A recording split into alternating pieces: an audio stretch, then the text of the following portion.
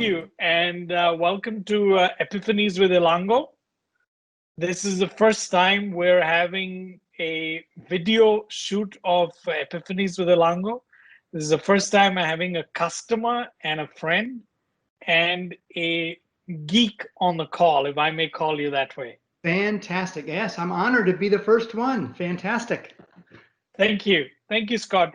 For today, for our listeners and watchers, of course, for this session, Scott has been with a large enterprise. Oh, Scott, why don't I let you introduce yourself? It's better that way. Sure, you bet. So Scott Harsany. I've been working in a large company. I don't know if I'm allowed to say the name or not, but I will. It's Hewlett Packard Enterprise for the last 32 years. Loved that job. Did lots of great things for them. Worked again with lots of partners, including our powerful partner in Emphasis. Accomplished lots of great things, and so I'm very honored to be here and tell you a little bit about my journey post early retirement opportunity that came up for me. Hey, thank you. I know looking at Scott doesn't look like he's retired. He looks a lot younger than me, but such is nature. A story that Scott doesn't like me saying this is when I took this role on, for the first 2 years, Scott refused to talk to me. He's like, I will not talk to you unless you get me value. And I think since then, we've come a long way, as you can see. Thank you for the friendship, Scott. And most importantly, thank you for the fantastic work that we did together.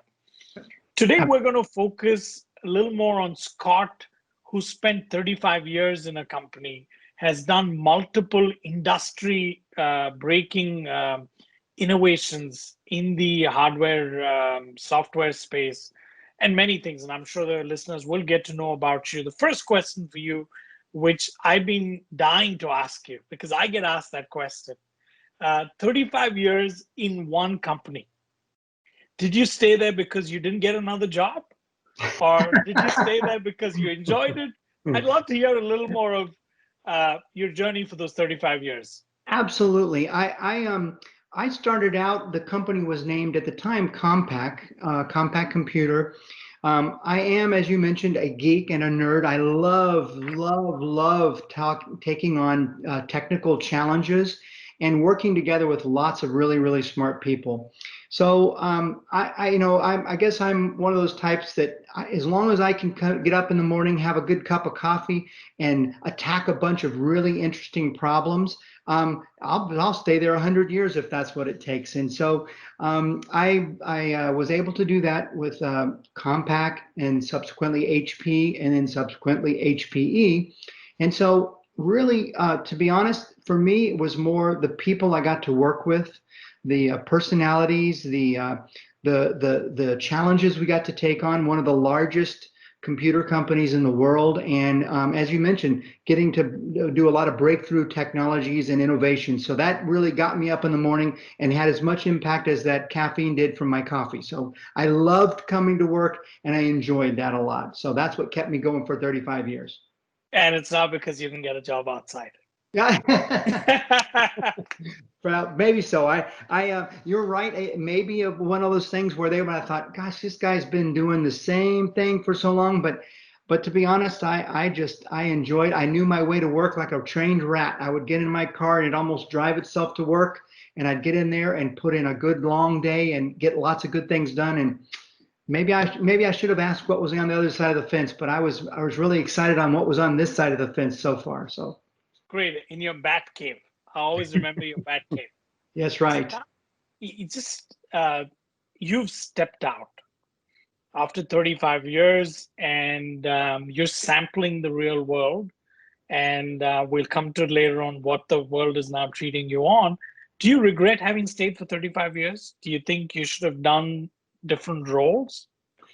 It's one of those questions that I think for me, I don't regret it because I look back on the things that I was able to accomplish. And I still remember when I was graduating from college and I thought, gosh, all these people graduating with me, all these smart engineers, I just really hope I get to work on something that matters at some point in my career, even if it's just 10 years from now.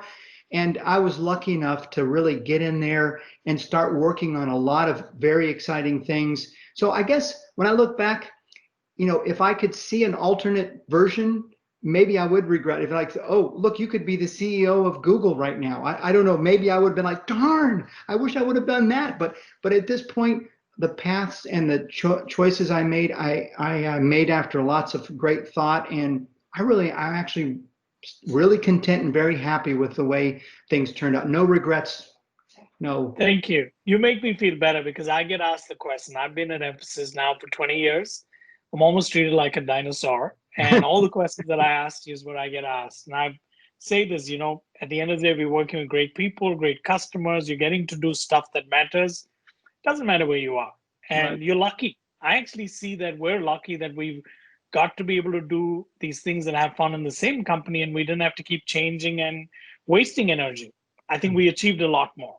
Yep, I agree. I agree. Next difficult question Mm, is I remember you and I had dinner just when you were kind of moving out, mm, and you had a sense of disappointment at that time, slightly to say, hey, I'd spent 35 years in the company. I thought I was indispensable. And when I put my hand up and said, hey, I'll pick up the voluntary retirement, they mm. accepted it. Yeah, absolutely. And there was a sense of disappointment. Talk to me a little about that, because many Sure. of us go through that, maybe not after 35 years, you know, jobs get redundant, our roles don't work. Right. Talk to me a little about that energy. Sure. One of the things I can see better now than I could when I was having that great dinner with you that night was, at the end of the day, the company has many challenges that they're facing. We obviously, a lot of companies are facing COVID. They're changing. They're focusing on how do we invent and create most efficiently and effectively. So, and I think just being human, you tend to think of yourself on a plane maybe a little bit higher than maybe the overall company's looking at you. Some of the people that were immediately around you will say, oh my gosh, how could the world go on without Scott? But unfortunately, the way companies work, at least in my thing, is sometimes they have to make big, bold decisions when they're making big sea changes. And unfortunately, people, they'll say, yes, you can stay, but we've gone from a broom maker to now we're making toasters. And then you're like, well, I don't really want to make a toaster. And then they're like, well, that's fine. You have a choice of what you'd like to do then, and you're like, yeah, but I was your best, broom maker here. Why do you not want to make brooms still, So I was faced with that. Well, I'm going to go in and I'll offer to accept this, and surely they'll come back and fight really hard and tell me, no, you better not do that. And then they didn't. They said, thank you very much. It's unfortunate, but we know we have to do this. And so you go through that moment of, uh-oh, wow, maybe I was a little bigger in my head than I was. But then you start to really look at it from a company standpoint. And when they're making major changes or shifts out of certain businesses to others, they have to make those big decisions, and they know that they're going to lose some very good people. And I like to believe I'm still one of those very good people that they unfortunately lost because they don't need my skills for what their go forward plan is. That's the way I Yeah, make myself feel better. I love the way you said it. We're the best broom maker. We're moving to now make toasters, and you can apply that to technology. You could apply that to moving digital. Customers are changing. I mean, we've seen in COVID what people expected to happen 4 years from now has happened in 2 months. And so Right. change does happen. And I love the way you picked this up. Now that you're on the other side, Scott, and I see a very different Scott now, right? No more the tentativeness, no more about, hey, what am I going to do? Talk to me a little about talk to our listeners a little about what's changed. What's the world telling you now? Right. Well, no, I think there's lots of observations you go through. Obviously, when you get out at first, you wake up those first couple of mornings and you're wondering, well, boy, for the last 35 years, I'd go in and I knew I had to go to these meetings. There was going to be these people waiting for me to make determinations on this. All of a sudden, it's your home, and it doesn't just impact you, it also impacts your wife and the dog. The dog's looking at you like, hey, aren't you supposed to get in the car and leave in the morning? What's happening? So you go through a little bit of that transitional time. But I guess on the outside, to me, one of the big things I found is that there are always lots of great companies looking for people who have certain skills or capabilities. And so what I found was I went through a brief moment of feeling maybe sorry for myself, like why did they accept my early retirement? To all of a sudden it was like, wow, this company's calling, and wow, this company's calling, and they value some of the things I can bring to the game. So all of a sudden it came to stand up, brush the dust off, dig back in, and now it's almost like early days of when I met my wife. It was always sunshine and roses, and I'd bringing her flowers, and she's there. Well, it's back to that really early kind of energetic, exciting engagement with different new partners. And so I would say anyone who's thinking about this, your human brain wants to tell you there's only bad things on the other end. You're letting go of this one thing that's safe, and you're about to take an adventure into this unknown world. You could die out there. And I got to tell you, I think that's largely not true. There's always great companies. If you have confidence in your skills and your tool set, you're going to find a great place to apply those going forward. Fantastic. And I think now we're trying to convince you not to work for one company, but work for 3, 4 companies. Don't go. It's just, and I think what you said is right, right? Sometimes when you're stuck in the moment and when you can't see beyond your nose, you worry about a lot of things that can trip you. And when chance and fate sometimes forces you to get out, you realize there's a wide world, and you're grateful for the experience and you're grateful for the 35 years, but you're also looking forward to the next maybe 15 years. Right, Considering right. that you're only 25, you should at least retire at 40, right? Exactly. That's right. But yes, it is it's I can just, everybody who's listening out there, definitely there's 100%, there's a shiny something out there. I think what I would do is, if you go through this change, you'll need to go and start to develop some new skills. Keep lists of things you want to get done. Boy, I reworked my finances. I redid my cable bill, something I've been wanting to do for a whole bunch of time. I saved myself a lot of money there. I went through a lot of those things. And then you start to look for jobs that have very, very high interest. And surprisingly, you'll find there's a lot of companies out there on LinkedIn and others who will want the skill set that you have, and it'll be the dream situation that you've always been looking for. So it's out there. It doesn't feel like it when you're inside and you've got the safe space, but once you leave the spaceship, there's tons and tons of opportunity in this world. So that'd be my advice to all the listeners. Excellent, Scott. And also, just so that our listeners don't mistake two things. One is it doesn't happen overnight that you become sexy and desired and whatever. This is a result of 35 years of focusing, building specialization, and getting to know the stack like nobody else does, and building credibility and a portfolio of work, if I may say. So when customers talk to you, you have Right. value to add. So I think that's something the listeners should remember, that if you have 1 year of experience repeated 35 times, there's little that the dream's not going to be there. Right. But if you Right. took those 35 years and made each of those, 35 times 12 months, each month as an experience, then you're going to have a future like Scott. Yeah. And it's not too late. You may be already 35 years having done it. You've got another 5 years to build that. And it is Exactly. immensely possible. Second is, hey, it doesn't mean we need to move out of the spaceship. Sometimes finding opportunities within the spaceship is as good as going outside. But I think the idea is to be aware and open to the possibilities. And Correct. that's what you are Yeah, walking absolutely. our listeners through. Yeah, you bring up a good point. I mean, to me, there are. I use the broomstick and the toaster as an example, but I mean, I think if you're in a company, especially a big company like that, there's always so many other areas that may need your skills and talents and stuff. So it doesn't mean you always jump out of the spaceship. in my particular case, I was what we did and the technology that we're doing was something that the business was going to be exiting over a period of time. And so to me, I could stay there and try to find an alternate thing, but it just happened to be the right time for me to at least look out the portal of the spaceship and decide, is there something else out there for me? But again, you're right. It took me 35 years to get to where the business climate and my personal situation and my desire to, as you mentioned, complete my career doing really exciting and really meaningful things. It was the right time for me to make that opportunity come true. Thank you for that, Scott. And I know if you and I speak, we could speak forever.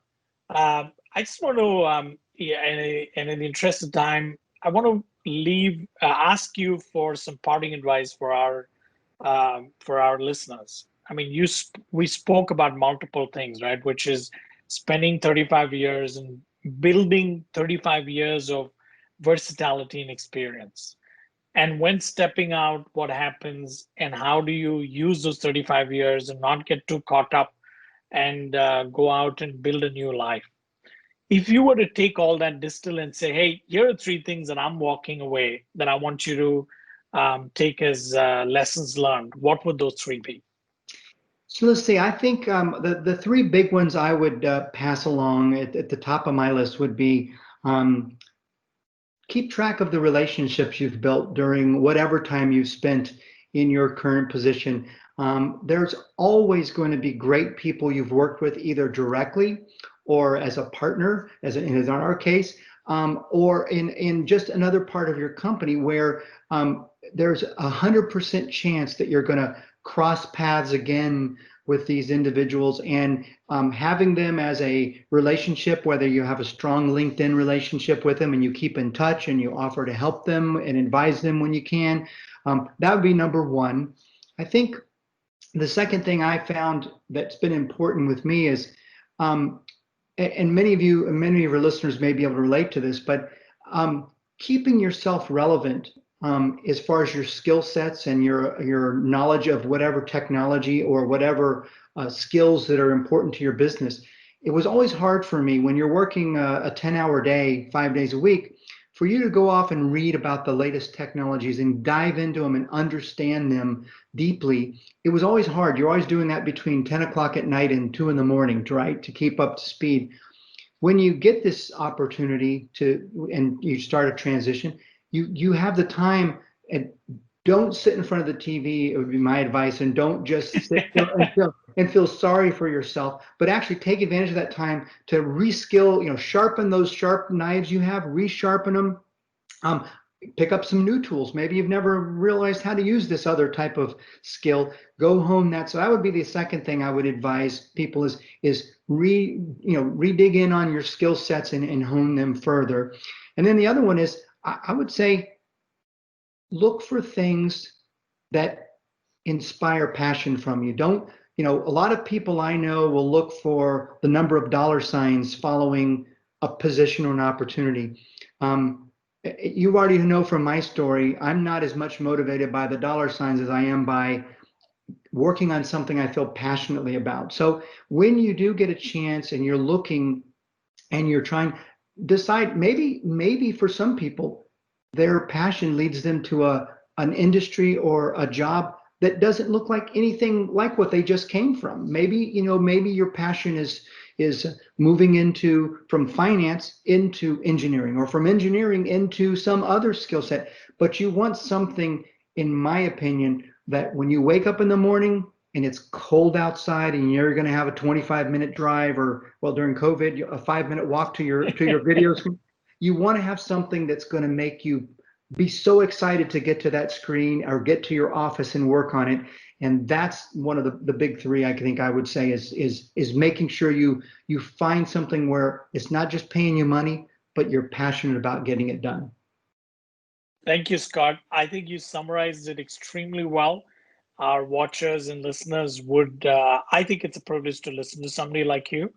And I'm so delighted that a engineer and a geek who refused to meet a partner for 2 years is now advising on relationships. But I can assure you that everything that you said resonates very well for me personally. I hope it does with the listeners too.